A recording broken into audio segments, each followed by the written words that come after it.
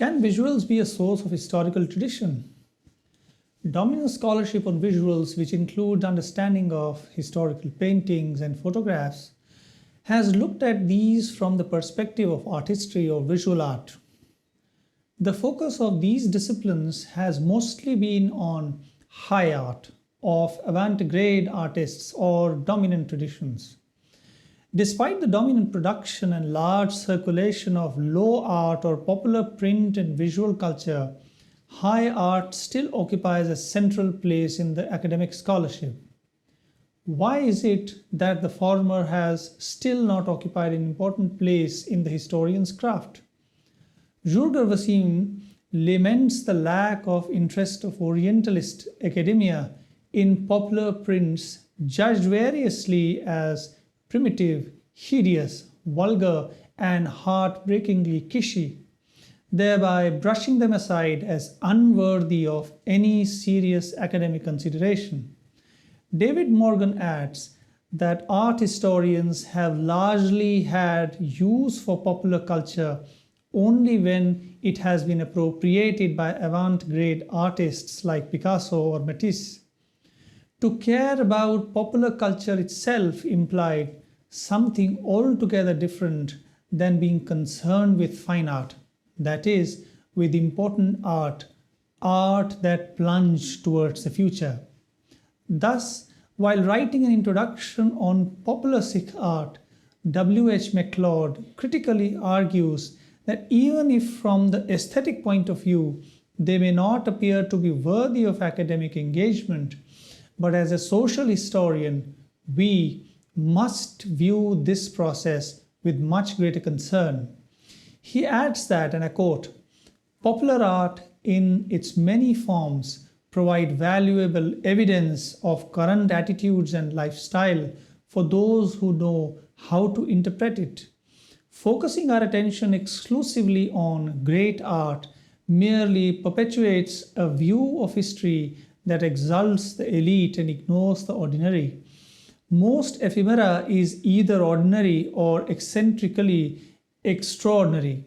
The social historian may feel able to manage without the latter, but certainly not without the former." Unquote.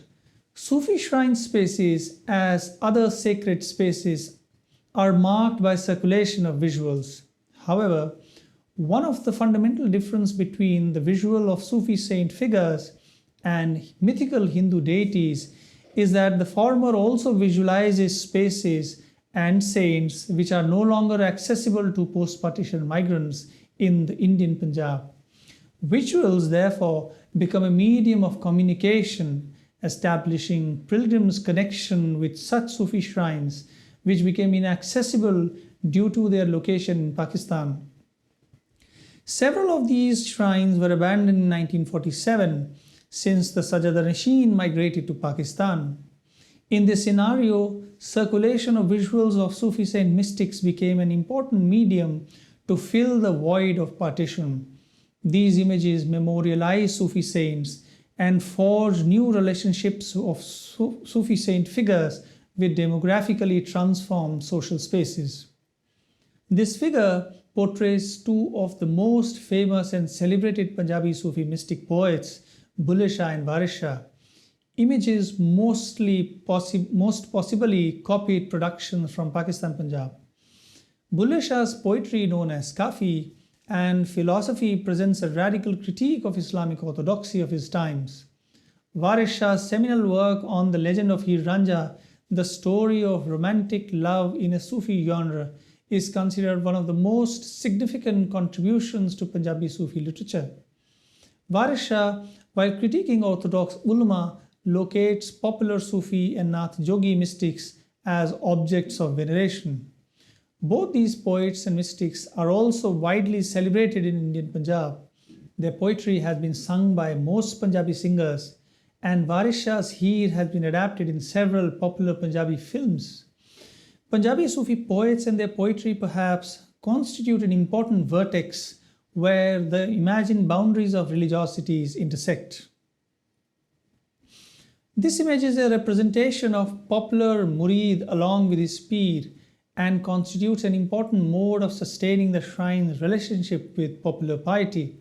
Thus, when Gurdas Mann, dressed in traditional green kurta and lungi, who is also one of the most popular Punjabi singers, fixes his gaze on the mountains, remembering Baba Ladi Shah, the latter appears to him through Jannat, across the mountains.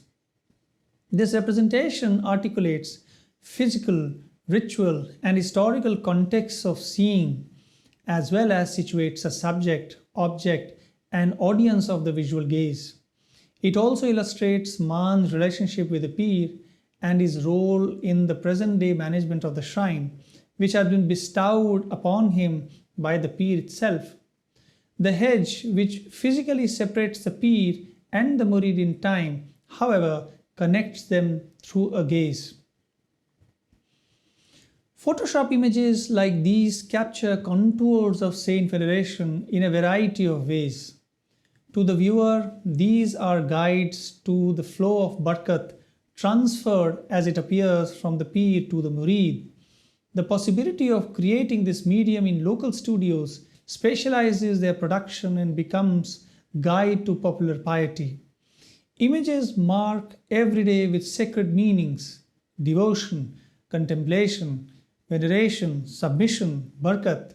They are powerful medium that localize as well as navigate spaces, circulate ideas and ideals of venerations, induce dreams, sustain memories of belonging, and materialize saint veneration. Thus, images shape religious meanings by working in tandem with other artifacts, documents, and forms of representation, such as texts, buildings, clothing, food, and all manner of ritual. Circulation of an image of Baba Farid's visit to a place called Faridkot in Indian Punjab presents an interesting tale of establishment of a city and its memorial associated with the saint. The legend narrates that after performing a solitary chilla, a 40-day meditative retreat, when Baba Farid visited the town, then known as Mukhalpur, the construction of the main fort complex was in progress. The construction officials forced the saint to work on the site, and when a basket full of clay was kept on his head, it started floating over Baba's head. When this incident was reported to the king, he apologized before the saint and sought his pardon. Before the arrival of Baba Farid at Mukhalpur, several failed attempts to settle the city had been made. Subsequently, with the blessings of the saint, the city prospered and was renamed as Faridkot. Anna Bigelow states that this narrative appropriation and incorporation of Baba Farid into the landscape, personal lives, and oral traditions of largely Sikh population is conceived through stories of origins of the shrine, accounts of miracles past and present, and the strategic performance of poetic works attributed to the saint. During annual festivities celebrating the arrival of the saint, known as Sheikh Farid Agam Parv, several flex banners commemorating the saint's arrival are put up throughout the city by various political parties. Subhash Parihar notes that although there is hardly any Muslim population in the city, the number of daily Hindu and Sikh visitors to the local shrine of the saint, and particularly of those who visit it on every Thursday, is far greater than the number of visitors to any local Hindu temple or Sikh Gurdwara. Academic scholarship on visual art very rarely articulates the space in which they circulate or are consumed. While visual content is a significant area of research, its circulation and reception is also crucial in writing social history of sacred spaces. It is important to underline that the classification of a poster art as Hindu, Sikh, or Muslim, or various other labels limit the possibility of doing a social history through visuals. Popular visuals, on the contrary, articulate different ideas of religious affiliation. These posters are not merely notices for announcing the celebration of Urs, for instance, but are also crucial to reconstruct genealogy, people's association, reorganization of shrines post-partition, ritual practices, etc. A crucial component of the process of rejuvenation of saint shrines was the participation of non-Muslim communities from a variety of caste and class backgrounds. They constitute credible evidence to narrativize the realm of the popular sacred spaces. In the reconstruction of the narrative of Manakpur Sharif shrine, dedicated to an 18th century saint figure Hafiz Musa in Ropar district of Punjab, posters become an important resource. The rejuvenation of the shrine of Hafiz Musa is credited to the efforts of the incumbent Pir Sajjad Nishin of Shah Khamosh shrine in Hyderabad. He established a Chishti Sabri mosque at Chandigarh and gave strength to the follower of the tradition who were until now living in disguise since 1947.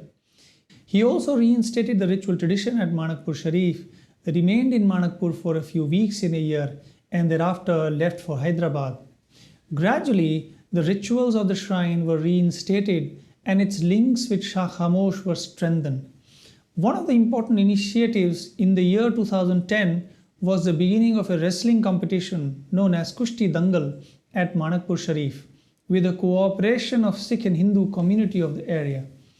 An equally significant medium of circulation of images and memories of peers and dargahs are modern disc formats of songs, qawwalis, qissas, etc. on compact discs, video compact discs, and digital video discs known as CDs, VCDs, and DVDs.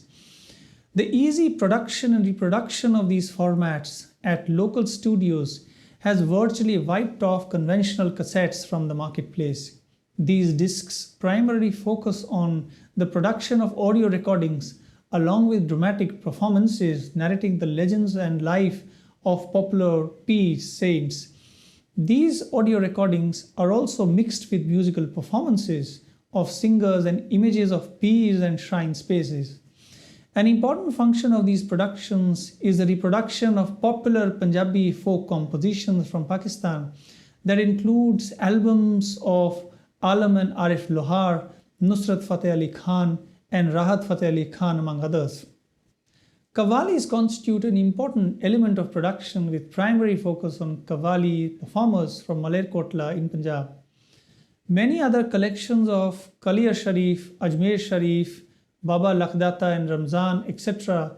produced outside the state are also in circulation. Production centers located in Delhi focus primarily on qawwals from Uttar Pradesh and Rajasthan and sung dominantly in Urdu. Productions in Punjab, however, focus on Punjabi compositions. The subject matter of these compositions constitute qawwali sung for Muinuddin Chishti, Ghaus Pak, Sabir Pak, and Baba Farid, besides local compositions for Baba Lakhdata and Haider Sheikh. This cover of a telefilm on Baba Lakhdata portrays the image of the saint on the top and the image of actors below. The music album was produced by Pile Music at Bathinda and sung by Harinder Sandhu, Harnek Karu, Gurtej Komal, Mohammad Jeer Pal, Manjeer Kaur, Ranga Khan, Makkan Mastana, Gurjant, Manjeet Mannu, Vishal Masti.